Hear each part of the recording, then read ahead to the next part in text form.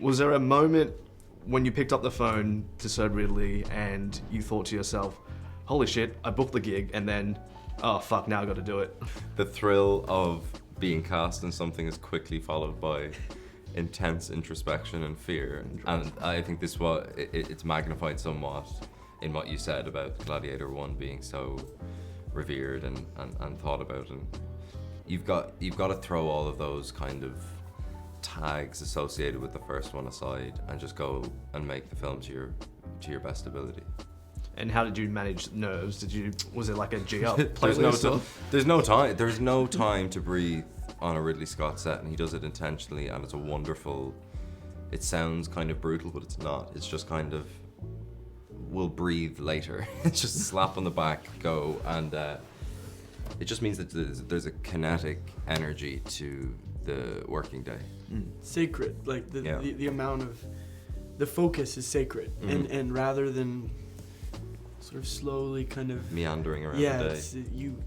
Everyone has arrived at this moment in time to tell this story, so you have to bring it your all. So, reuniting with Ridley Scott, did you find that as a director his process changed after all these years, or is he the same old Ridley? Is it classic Coke? He's the classic Ridley. However, technology has changed. The time that it takes Ridley to do things.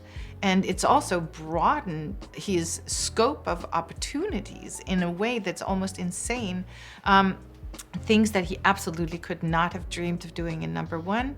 As young actors who probably grew up on a steady diet of Ridley Scott, what was it like being directed by him? Like, was that a surreal pinch me moment?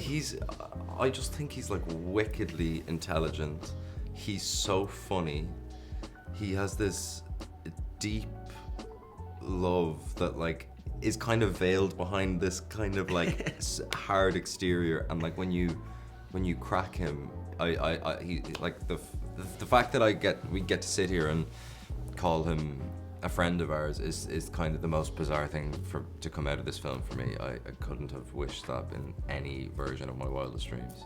I think his sense of humor really surprised me. Yeah, he's so funny. He's just so funny, and that it creates a warmth that's just special. Like, you walk on set and immediately he's got the most excitement.